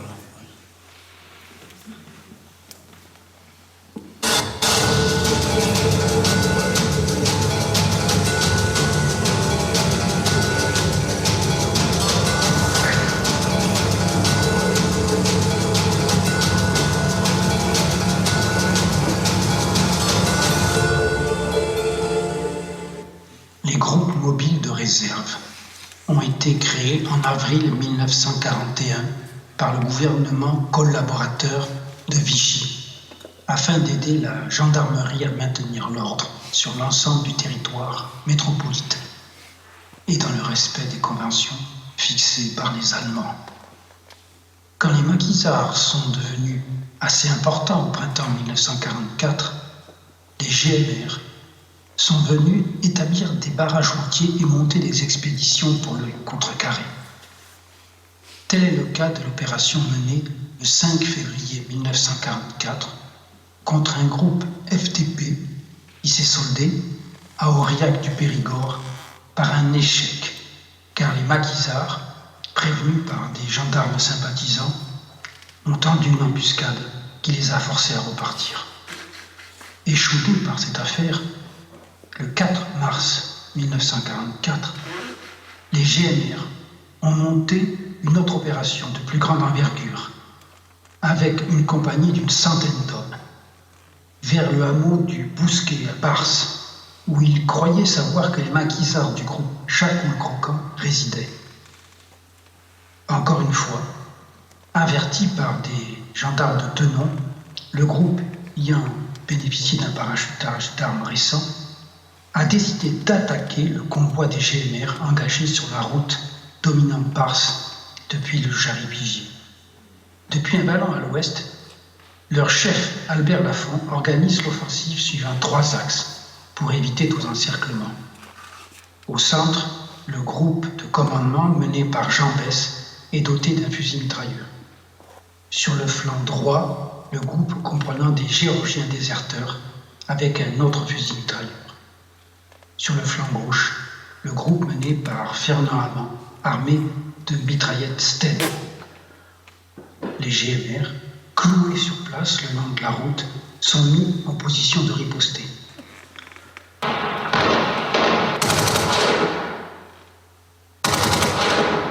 La fusillade a duré près de 3 heures et s'est soldée par un repli de part et d'autre, laissant un mort et un blessé grave côté GMR. et un blessé côté maquisard. Cet accrochage n'a pas été la seule occasion de rencontrer des GMR.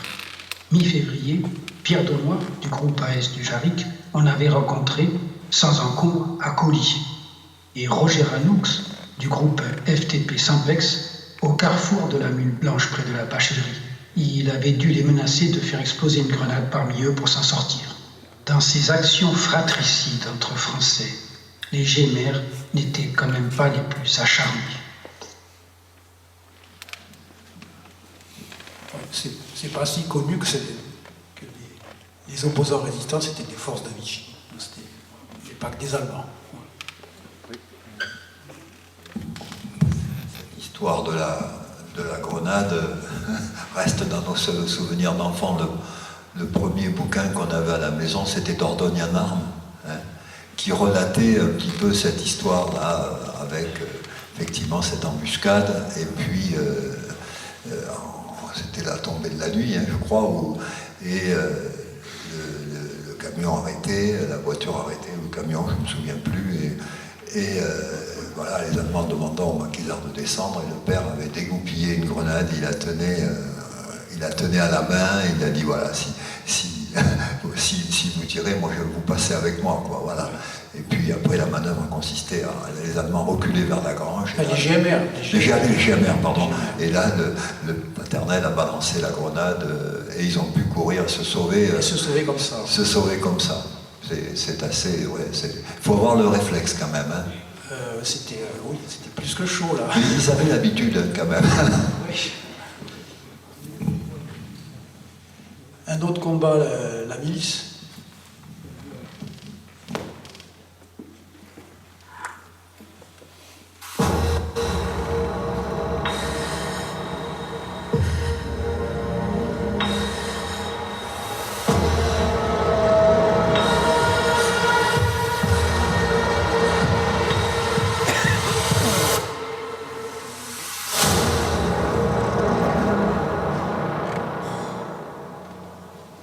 La milice, organisation paramilitaire collaborationniste, validée par le gouvernement de Vichy pour promouvoir et défendre la révolution nationale, était active à Terrasson.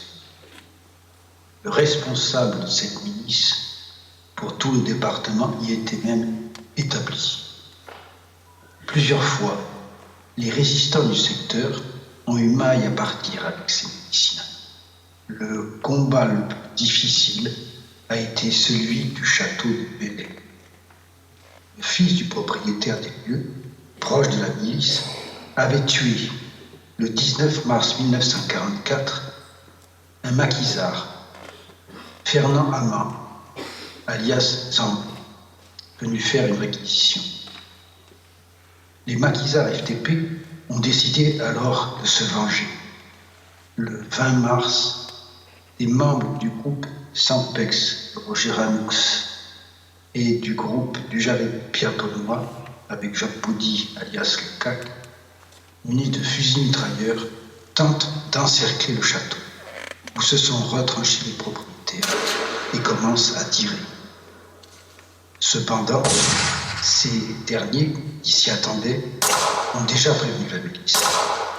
Les maquisards sont surpris de voir arriver dans leur dos une soixantaine de miliciens armés qui leur bloquent les accès. Ils avaient subi un long échange de tirs nourris entre les résistants embusqués au château et les miliciens. Ce n'est qu'avec le renfort de combattants venus de Pillac, emmenés par Paul Hanoux, alias Apollon, que les maquisards ont pu lever leur dispositif et réussir à se dégager, heureusement, sans perte de leur côté. Il y a eu aussi, 4 jours plus tard, l'escarmouche en pleine ville de Terrasson.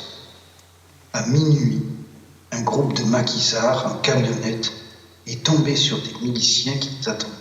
Ces derniers ont ouvert le feu et des tirs ont été échangés ainsi que des lancers de grenades. Lors de ce grave accrochage, il y a eu un milicien et 3 résistants tués et un seul survivant laissé pour mort, plaque commémorative figure sur le lieu même de l'incident.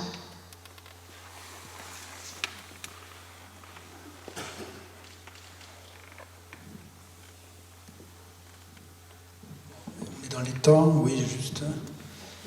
Pour le 24 mars 47, pour la milice Opération, il y a deux choses.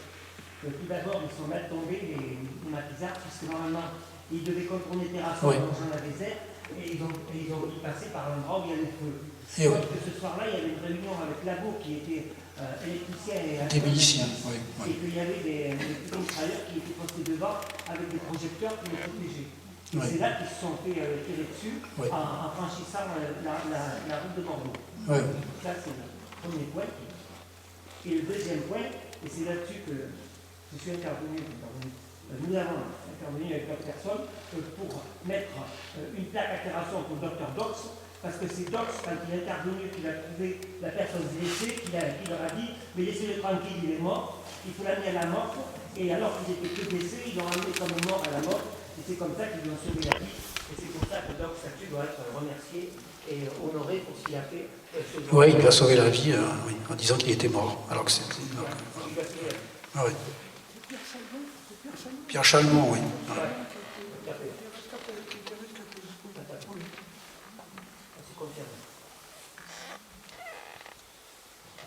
On va. Qu'est-ce qui reste? Les justes? Non, les chefs, on ne peut pas parce que c'était le fameux banquet de Noël.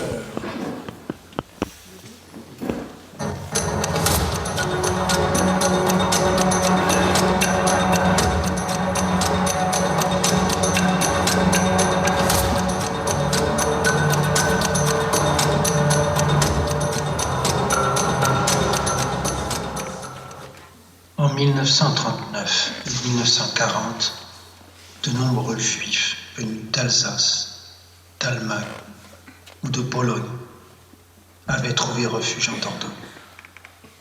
À Saint-Orse, environ 50 personnes s'étaient regroupées grâce à des divers contacts. Les hommes travaillaient principalement dans les fermes ou des exploitations forestières. L'ancien maire et un couple d'instituteurs étaient dans la confidence et faisait la classe à plusieurs de ses enfants. En mars 1944, la division de répression allemande Bremer a cherché à arrêter, déporter ou exécuter des Juifs dans le secteur. 15 d'entre eux ont été sauvés grâce aux habitants, dont certains se sont sacrifiés. Jean-Albert Bousquet a prévenu à temps les familles Lehmann et Bloch, mais fut arrêté, violemment interrogé et fusillé. Ces familles, avec quelques rescapés, se sont cachées dans une cabane en pierre dans la forêt de Rosas pendant des semaines, ravitaillées de nuit par des voisins. Henriette Bloch, en bas âge, a été placée à l'assistance publique jusqu'à la libération grâce à une fausse attestation d'enfantement. La famille Rauner, protégée par les Tessandier, a également échappé en partie au massacre. Une trentaine de filles de déportés.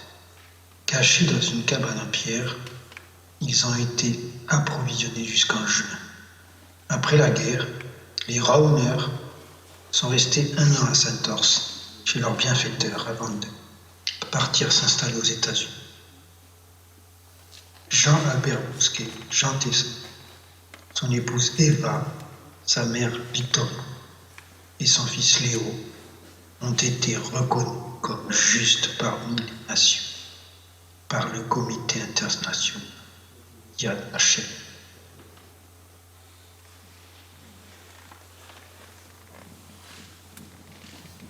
Oui, pour ceux qui ne le savent pas, il y a un mémorial à Jérusalem où il y a les noms de tous les justes qui ont été récompensés, dont beaucoup de Français. Donc les noms des Tessandier marqués sur ce mémorial. C'est ce qu'on voyait ici en photo. Et la famille Bousquet aussi, oui. Voilà.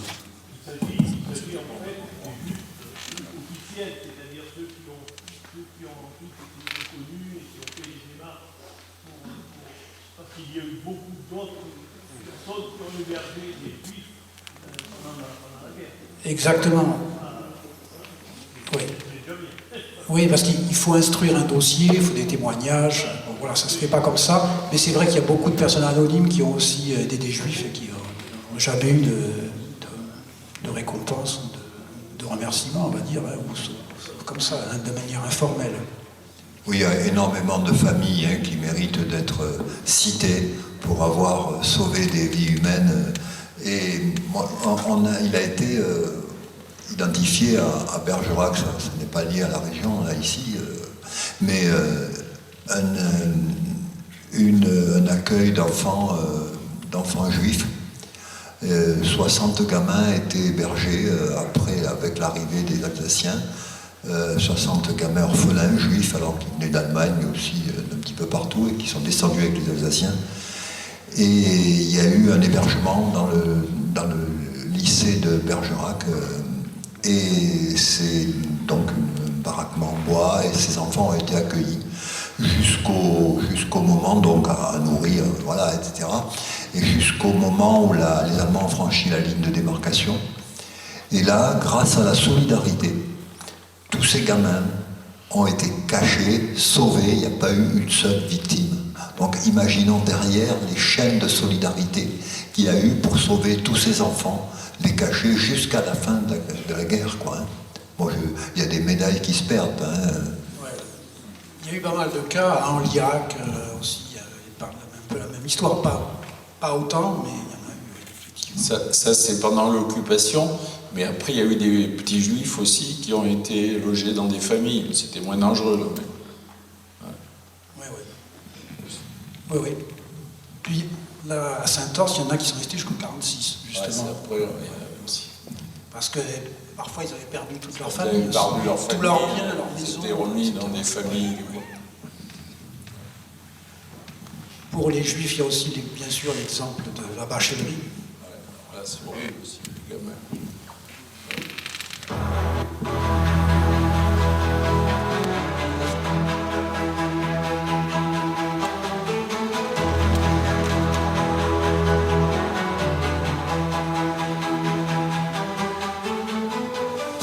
Le bourg de la Bachelerie est un de ceux qui a connu le plus de victimes juives en Dordogne. Le 30 mars 1944 au matin, un fort détachement de la division de Bremer bloque les issues. Le village est ensuite passé au crible et, avec des renseignements précis obtenus par la milice, vont visiter des maisons censées être habitées par des résistants ou par des juifs réfugiés. Une cinquantaine de personnes sont ainsi capturées ou arrêtées. 16 hommes, dont 10 juifs, parmi lesquels 2 adolescents de 14 et 15 ans, sont regroupés en colonnes et conduits sous bonne garde à l'extérieur du village. Arrivés dans un pré en haut d'un vallon, ils sont alignés à la lisière d'un bois et abattus, un par un. Quant aux autres membres des familles juives, femmes, vieillards et enfants, 32 personnes en tout, ils sont embarqués en camion vers Périgueux. Détenus plusieurs jours dans des conditions dégradantes, ils sont ensuite transférés à Drancy, puis au camp d'Auschwitz par le convoi numéro 71 du 13 avril. La plus jeune des victimes, Liliane Gerst, a 2 ans, et 16 autres enfants l'accompagnent. La plupart d'entre elles sont dirigées vers les chambres à gaz et les fours crématoires. C'est donc 42 juifs de la Bachelerie qui ont été fusillés ou déportés. 5 seulement de ces déportés ont pu revenir. 2 stèles rappellent ces événements tragiques. Une à la Genèbre, au lieu même où les hommes ont été fusillés. L'autre, bien plus tardive, dans le village pour commémorer celles et ceux qui sont morts en déportation.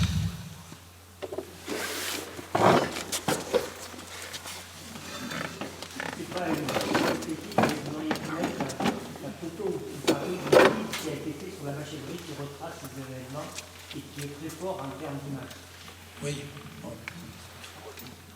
Moi, j'ai mis pas mal de photos des victimes. Hein. Oui. Mais je ne vais pas mettre la photo d'un livre. Oui, mais il y a même un des témoins, un des survivants, enfin, le jeune Choupac, qui raconte son histoire, parce que lui, il a survécu. Il a eu de la chance de ne pas être là au moment où c'est arrivé. Ouais. Ouais, ouais. Il y a un livre qui raconte cette histoire-là, tout à fait. Ouais. Le maire du Québec, c'était mon aussi, qu'on avait donné la plaque qui a été publiée l'année dernière. Oui, oui, oui.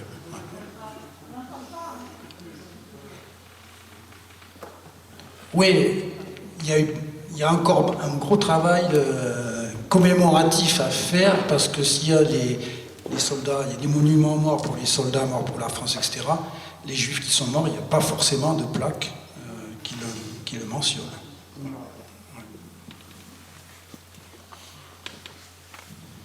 Je pense qu'on a fait pratiquement le tour de la communauté de communes. Bon, on est au 6 juin 1944, on finit par la Das Reich. Juste, on ne va pas raconter tout ce qui s'est passé à Terrasson, bon, c'est un peu connu, mais là, juste l'arrivée de la Das Reich.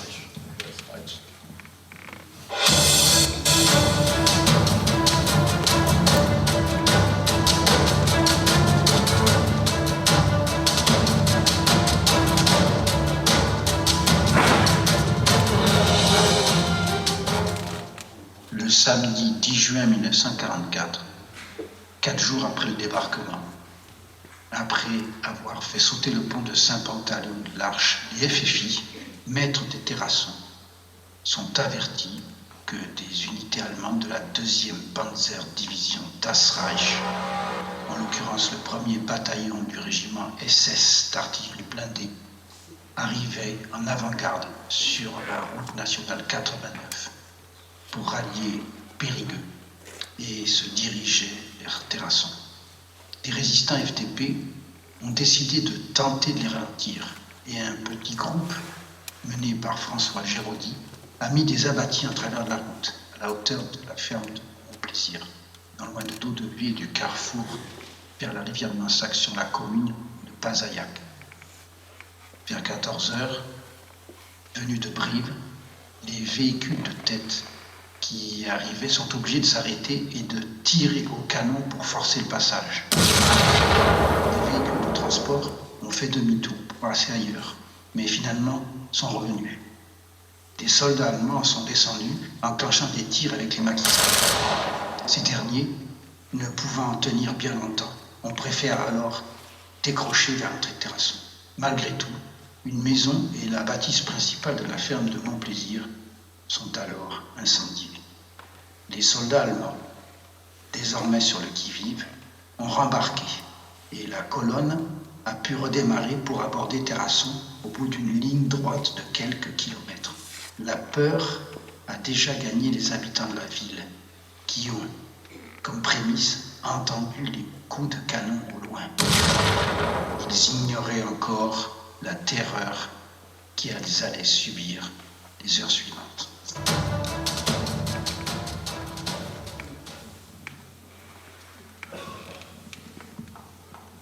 Pour ceux qui ne le sauraient pas, la population de Terrasson a été, quand les blindés allemands sont arrivés, a été rassemblée sur la place centrale de la ville. Et pendant plusieurs heures, on n'a pas su ce qui allait se passer. Et c'est à peu près la même date, un jour près, que Oradour-sur-Glane.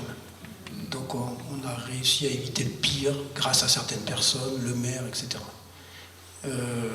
Ils ont quand même pendu, pour l'exemple, un jeune résistant devant tout le monde, devant tous les habitants rassemblés qui étaient obligés d'être là. Et puis beaucoup de maisons incendiées aussi. Donc ça a été vraiment la terreur pendant le soir, la nuit et jusqu'au lendemain. Voilà. La Das Reich qui a été aussi accrochée et qui a fait des dégâts au Lardin et tout le long de la nationale 89 jusqu'à Périgueux. Très bien, bravo pour cette vidéo. voudrais essayer d'aborder un peu. Alors, on pourrait trouver d'autres exemples, d'aborder toutes les problématiques avec les exemples locaux. Voilà. Voilà, mais donc il y aura les tableaux, les plaques qui seront donnés dans les communes, et on verra avec les mairies ce qu'ils veulent en faire, soit les mettre sur les places devant les mairies ou aux endroits. Donc, on verra ça plus tard. C'était le premier point. Et je crois qu'au niveau des collèges, peut-être aussi que ça pourrait, on disait avec Jacques, peut-être on pourra se servir de ces documents remarquables pour peut-être faire de la pédagogie sur cette époque. Voilà, donc merci à vous tous. Bon, tout à l'heure on disait que je n'ai pas présenté qu'il y avait à cette table. J'ai dit bonjour tous et toutes. Donc il y a Bernard Montépin, qui est des PG CATM, représentant ici, qui est président des anciens combattants d'ici. Daniel Province, qui avec Sylviane anime le CDM, le Centre de la Mémoire, qui au départ c'était pour faire un musée à Rouffignac et qui continue cette œuvre sur l'ensemble du territoire. Donc c'était déjà un peu notre territoire qui avait été à l'origine de ce Centre de la Mémoire, avec un autre Cornille qui s'appelle Nicolas Cornille, qui travaille aux archives et qui devait animer et qui continue à animer. Alors après là il y a plein de choses qui peuvent être encore faites. On était allé à Champigny, au musée national de la Résistance, on a fait un certain nombre de choses. Francine Bourrat, vous la verrez tout à l'heure, œuvrait dans sa mairie. Jean-Luc Blanchard est ici. Bon, Jacques Ranoux, qui est le fils d'Hercule, et qui est vice-président du département en charge de la mémoire. Voilà. Après la NACRE, donc Jean-Pierre Cornille, qui est le représentant dans le terrassonné de la NACRE, et Rémi Durins, à qui nous devons beaucoup. Voilà.